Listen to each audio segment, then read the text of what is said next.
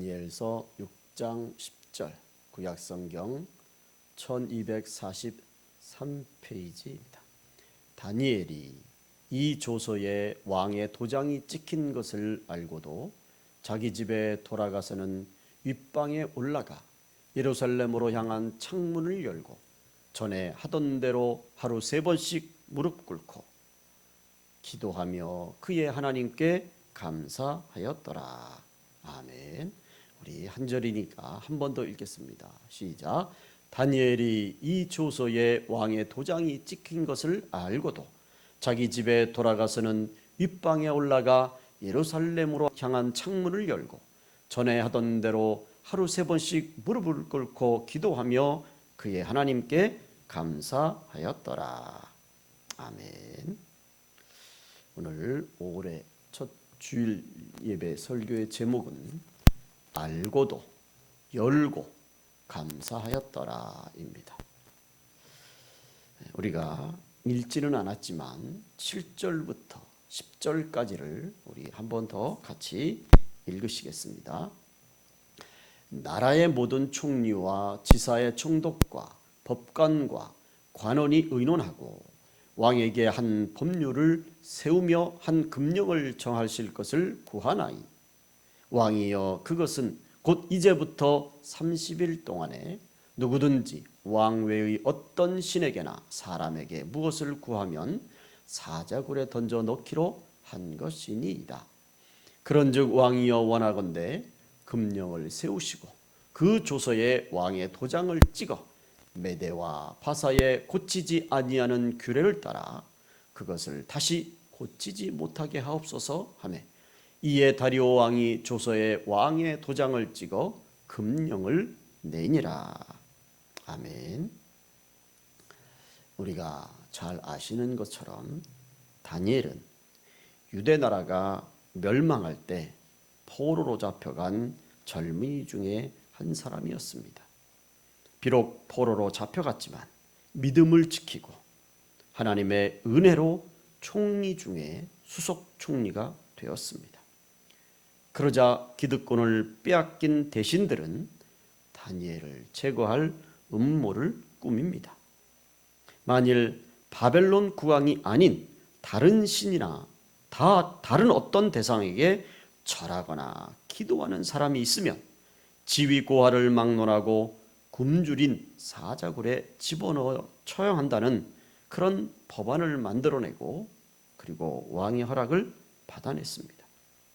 오늘 본문 말씀처럼 신하들이 세운 이 법률은 왕의 입장에서 보면 아주 흡족할 만한 좋은 법률입니다.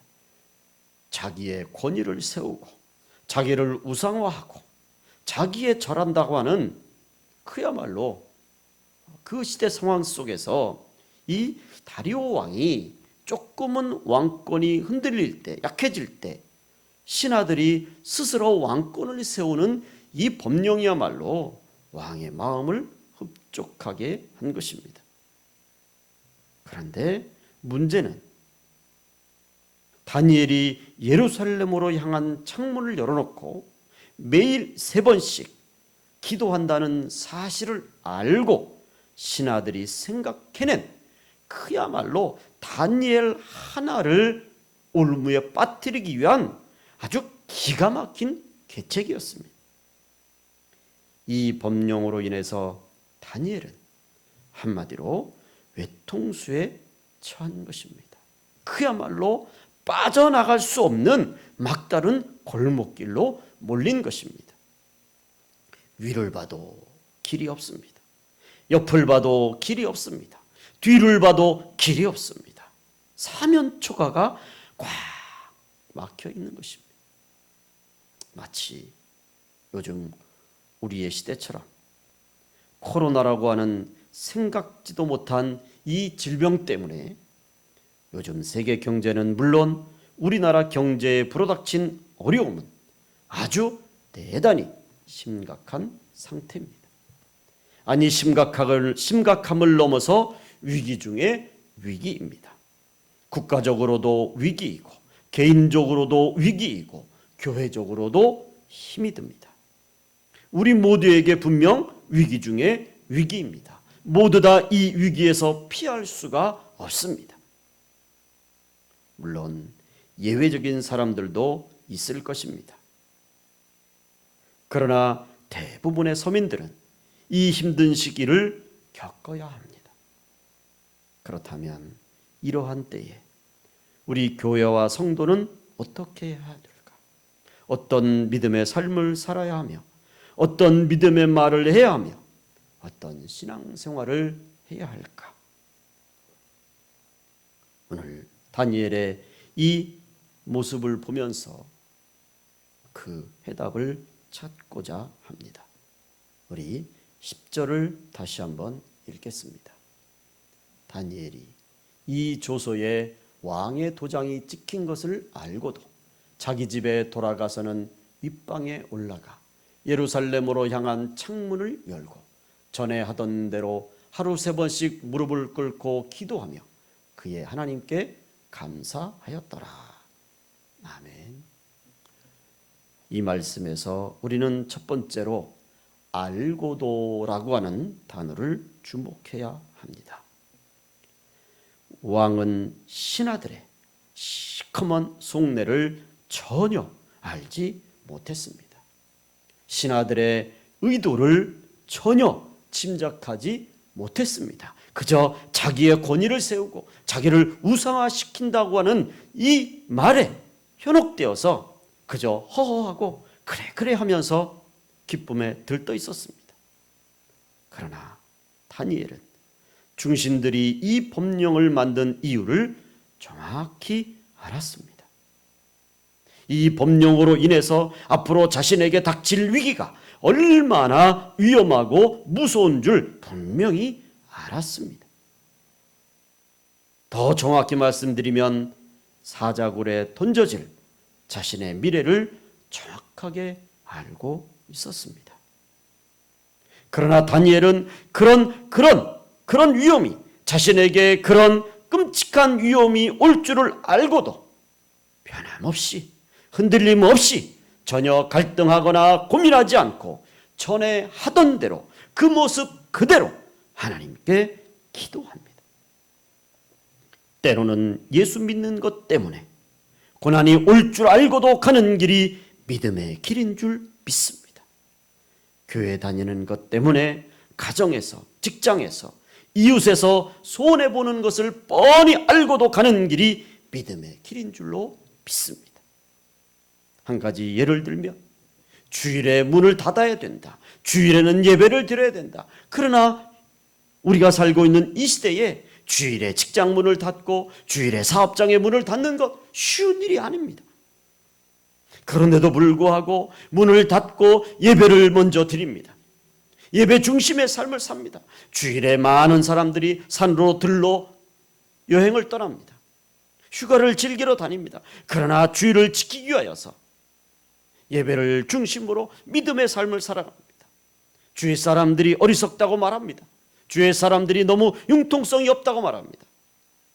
그러나 그렇게 뻔히 손해보는 것을 알고도 가는 길이 믿음의 길인 줄로 믿습니다. 우리 주님은 예루살렘에 올라가시면 십자가의 고난이 기다리고 있음을 아시고도 그 길을 가셨습니다. 베드로도 그 고난의 길을 알고도 가셨고 사도 바울도 순교자들도 신앙의 선배들도 힘들고 어렵고 죽음이 기다리고 있음을 알고도 믿음의 길을 가신 분들인 줄 믿습니다. 마태복음 7장 13절 말씀은 좁은 문으로 들어가라. 멸망으로 인도하는 문은 크고 그 길이 넓어 거리로 들어가는 자가 많고 생명으로 인도하는 문은 좁고 길이 협착하여 찾는 자가 적음이라. 여러분, 세상의 가치관으로 볼 때 도저히 알고는 못 가는 길이지만 우리의 가는 길이 좁은 문으로 들어가는 길일지라도 그 길을 가는 것을 주님이 원하시면 우리는 그 길을 기쁨으로 가야 되는 줄 믿습니다.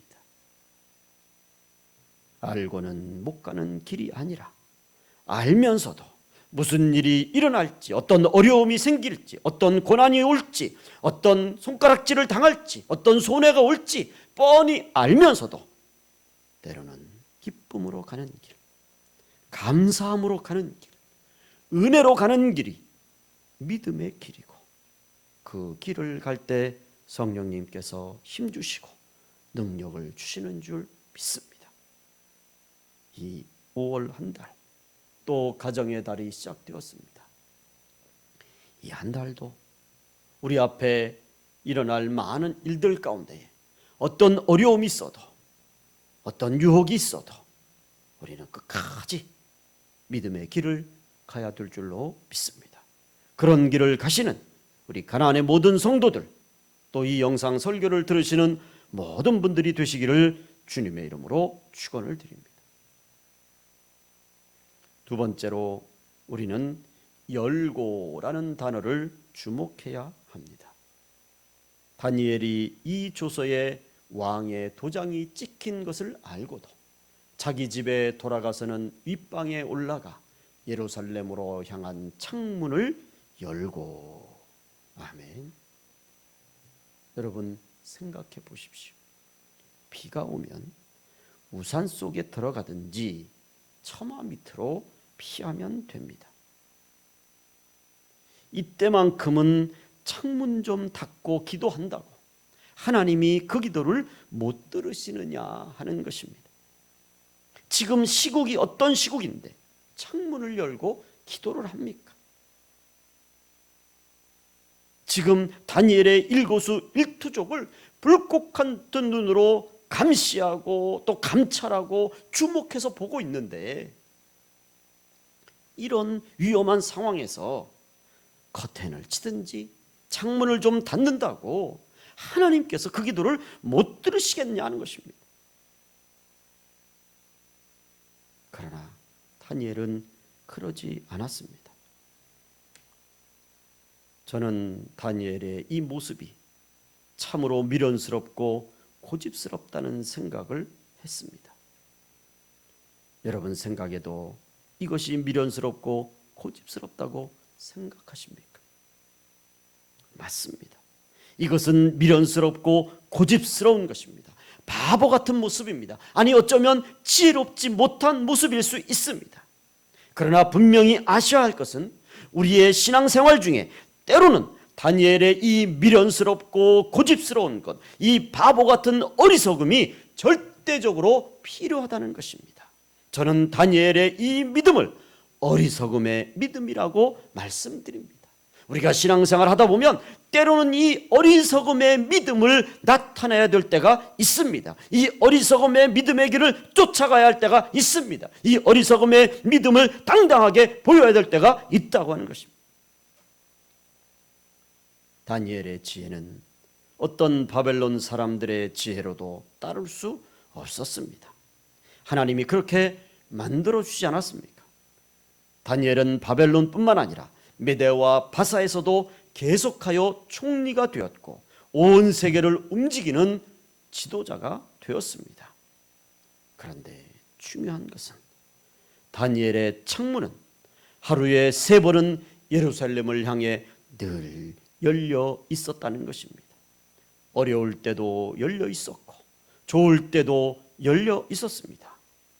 포로로 붙들려온 혹독한 고난 속에서도 열려 있었고 총리가 되어서 온갖 부귀와 영화를 누리면서도 항상 그 창문은 열려 있었습니다. 우리는 분명히 기억해야 합니다. 위기가 찾아오면 다니엘처럼 세상의 창문을 닫고 기도의 창문을 열어야 할 줄 믿습니다. 이 땅의 창문을 닫고 하늘의 창문을 열어야 할 줄 믿습니다. 불평과 부정의 입술을 닫고 소망의 창문을 열어야 할 줄 믿습니다. 죄악의 창문, 유혹의 창문을 닫고 경건함과 거룩함의 창문을 열어야 할 줄 믿습니다. 불안과 염려의 창문을 닫고 믿음의 창문을 열어야 될 줄 믿습니다. 세상의 창문은 활짝 열어놓고 기도의 창문이 닫혀 있으면 절대로 응답은 없습니다. 하나님을 향한 창문을 닫아놓고 교회를 향한 문을 닫아놓으면 절대로 하나님의 축복은 없습니다. 이제 닫혔던 기도의 창문을 활짝 열어서 주님의 이름을 간절히 불러야 할 때인 줄로 믿습니다. 다니엘의 이 모습을 보고 음모자들은 다니엘이 드디어 걸려들었다고, 자신들의 계획이 성공했고 드디어 다니엘을 찍어내버릴 기회를 잡았다고 좋아했을 것입니다. 그야말로 박수를 치고 환호를. 그러나 이들은 한 가지만 알고 한 가지 사실은 몰랐습니다. 짐작하지도 못했고 생각하지도 못했습니다. 여러분, 다니엘이 기도하기 시작할 때 창문을 활짝 열어놓고 변함없이 하나님을 향해 무릎 꿇는 모습을 보일 때 하나님이 움직이셨다는 것입니다. 예루살렘을 향한 창문이 닫혀 있지 않고 여전히 열려 있을 때 응답의 문도 여전히 열려 있었다는 사실입니다. 다니엘을 향한 감시의 눈초리가 시작될 때 하나님의 눈이 이 사실을, 이 모든 상황을 보고 계셨다는 것입니다. 분명한 사실은 우리의 신앙생활 속에 위기가 닥칠수록 더 기도해야 합니다. 하나님 앞에 무릎을 꿇어야 합니다. 물론 바쁠 수 있습니다. 그야말로 속된 말로 밥 먹을 시간도 없고 화장실 갈 시간도 없을 때가 있습니다. 그렇다면 잠잘 시간을 줄이고 커피 마실 시간을 줄여서라도 기도에 무릎을 꿇어야 합니다. 다니엘은 하루에 3번 기도한다고 했습니다. 새벽에도 기도에 무릎을 꿇고 낮에도 기도에 무릎을 꿇고 저녁에도 기도에 무릎을 꿇어야 합니다. 기도하지 않고 위기를 극복하는 축복을 받으려고 하는 것은 올바른 그리스도인의 믿음의 모습이 아닙니다. 분명한 믿음의 사실은 하나님은 여러분의 기도의 창문이 열려지기만 하면 다니엘에게 주신 축복을 주시기 위해서 기다리고 계시는 줄 믿습니다. 시편 3편 4절을 보시면 내가 나의 목소리로 여호와께 부르짖으니 그 성산에서 응답하시는 도다. 아멘. 저는 이런 말들을 여러 번 들어봤습니다. 목사님, 지금 저한테는 기도보다 더 급한 것이 있습니다. 기도해야 되는데 기도하는 것보다 먼저 해야 될 것이 있습니다. 여러분, 분명히 말씀드립니다. 기도보다 더 급한 것은 없습니다. 한 번 더 강조해서 말씀드립니다. 기도보다 더 급한 것은 없습니다. 성도의 기도는 환경에 따라서 변해서는 안 됩니다. 성도의 기도는 감정에 따라 변해서는 안 됩니다. 성도는 죽기 일보 직전까지 기도해야 되는 줄 믿습니다. 성도는 숨이 멈추기 전까지 기도해야 되는 줄 믿습니다. 하나님을 향하여 기도의 창문을 열 때 하나님께서 움직이시고 여러분을 도와주시며 지켜주시는 줄 믿습니다. 저는 영상으로 예배를 드리는 이번 기간 동안에 다시 한번 내가 하나님 앞에 기도의 문을 열을 때, 기도의 창문을 열을 때 하나님께서 우리 교회를 붙잡아 주시고 우리 가정을 붙잡아 주시고 우리 성도들의 가정을 붙잡아 주신다고 하는 것을 분명히 체험했습니다. 여러분, 기도의 창문을 여시는 우리 가나안의 성도들이 되시기를, 또 이 영상 설교를 듣는 여러분들 되시기를 주님의 이름으로 간곡히 부탁을 드립니다. 마지막 3번째로 우리는 감사하였더라라고 하는 이 말씀에 주목해야 합니다. 다니엘이 이 조서에 왕의 도장이 찍힌 것을 알고도 자기 집에 돌아가서는 윗방에 올라가 예루살렘으로 향한 창문을 열고 전에 하던 대로 하루 3번씩 무릎을 꿇고 기도하며 그의 하나님께 감사하였더라. 아멘. 어떤 조사해 보니까 성인이 되면, 어른이 되면 평균 26,000개의 단어를 알게 된다고 합니다.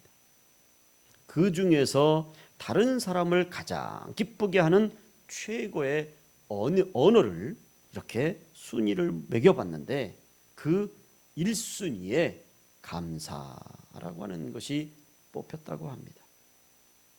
여러분, 하나님을 가장 기쁘시게 하는 인간의 언어도 감사인 줄 믿습니다. 그래서 감사로 제사를 드리는 자가 하나님을 영화롭게 하리로다. 아멘. 유대인의 격언 중에 이런 말이 있습니다. 아이들에게 감사합니다 라는 말이 혀에 붙기 전까지 아이에게 아무 말도 가르치지 말라라는 말도 있습니다. 저도 이 말을 보면서 이제 우리 손자, 외손자 은유에게 할렐루야, 아멘, 이것도 지금 가르치고 있는데 감사합니다, 이걸 먼저 가르쳐야 되겠구나. 제가 그런 생각을 했습니다. 여러분, 감사합니다. 미국 사람들이 가장 많이 사용하는 말이 우리가 아는 것처럼 땡큐입니다. 감사합니다입니다. 남녀노소 할 것 없이 생활 속에서 작은 일에도 땡큐라고 말합니다. 지금은 소천하신 고 강다리 목사님이 오래전에 부교 전도사 때 제가 섬기던 교회에서 부흥회를 한 적이 있습니다. 그때 이 강다리 목사님이 미국에서 돌아오신 지 얼마 되지 않았습니다. 제가 새벽에 숙소에 가서 목사님을 모시고 교회를 이제 오는 그런 순서를 맡았습니다. 그런데 제가 새벽에 가보면 항상 문을 반쯤 열어놓고 제 발소리가 들으면 오케이, 땡큐. 그리고 제가 인사를 하면 오케이, 땡큐. 그래서 제가 여쭤봤습니다.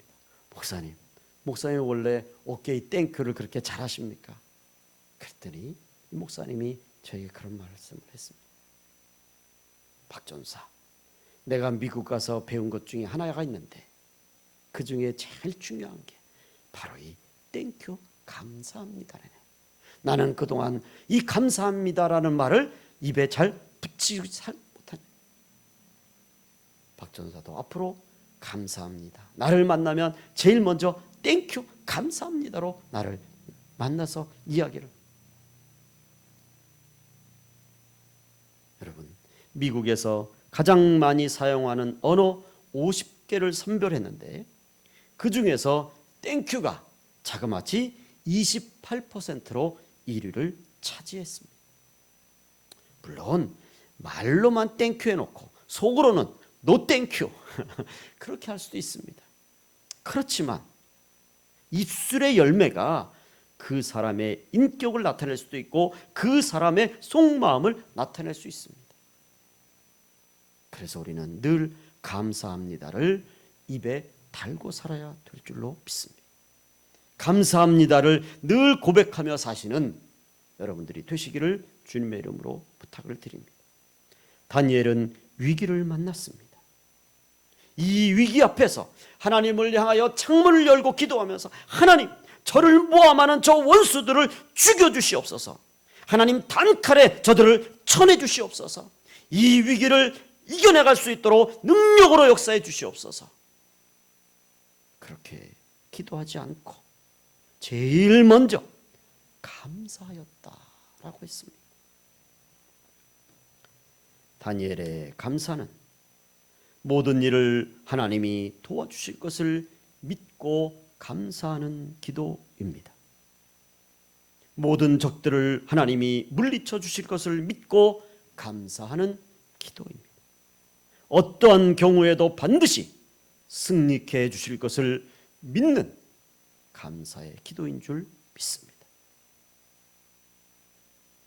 다니엘의 이 감사기도처럼 하나님이 도와주실 것을 믿고 감사하시기를 주의 이름으로 부탁을 드립니다. 하나님이 물리쳐 주실 것을 믿고 감사하십시다. 하나님이 반드시 승리케 하실 것을 믿고 감사하십시다. 코로나로 인해서 지금의 상황은 감사보다 솔직히 힘들다, 어렵다 이렇게 말하게 합니다. 또한 아직도 응답되지 않은 기도 제목들을 생각하면 솔직히 감사하기가 어렵습니다. 그럼에도 불구하고 우리는 감사합니다 라고 기도해야 합니다. 하나님께 감사하십시다. 믿고 감사하십시다. 로마서 5장 3절 4절 말씀을 같이 고백하겠습니다. 우리가 환난 중에도 즐거워하나니 이는 환난은 인내를, 인내는 연단을, 연단은 소망을 이루는 줄 알미로다. 아멘. 기도하겠습니다. 하나님 아버지 감사드립니다. 코로나 사태로 인해서도 감사를 드립니다. 이렇게 감사함으로 바라보니 코로나로 인하여서 여러 가지 어려움도 있지만 감사할 일도 많음을 고백합니다. 제일 감사한 것은 이 코로나 사태로 인해서 신천지들의 그 속내를 다 드러나게 해주시고 저들이 얼마나 악한 집단인지, 신천지가 아니라 악천지라고 하는 것을 저들이 사회적으로 얼마나 잘못된 집단인지 훤히 드러나게 해주셔서 감사를 드립니다. 그동안 쉬쉬했고 그동안 소문으로 나타냈던 이 모든 사실을 우리 하나님 다 드러나요. 백일하에 다 밝혀지게 해주시니 감사를 드립니다. 우리가 감사함으로 바라보면 이 코로나 사태 가운데서도 얼마든지 감사할 일이 많은 줄로 믿습니다. 다시 한번 우리 가난의 모든 성도들에게 또 이 영상 설교를 듣는 모든 분들에게 감사의 믿음, 하나님을 향하여 늘 창문이 열려있는 이 열림의 믿음, 때로는 어리석음의 믿음이 우리 삶 속에 계속되도록 성령께서 역사해 주시옵소서. 우리의 기도의 창문이 열려있는 한 하나님의 응답의 창문도 열려있는 줄로 믿사옵고 예수님의 이름으로 기도 올리옵나이다. 아멘. 이제는 우리 주 예수 그리스도의 은혜와 하나님 아버지의 무한하신 사랑하심과 성령님의 충만 역사하시는 은혜가 이 5월 한 달도 또 이 한 주간도 다니엘처럼 어리석음의 믿음의 길을 가며 어떤 상황에서도 기도의 창문을 닫지 않는 우리 가나안의 모든 성도들 발걸음 위에 특별히 매 순간 감사하는 우리의 모든 입술의 고백 위에 이제로부터 영원토록 함께 계실지어다. 아멘.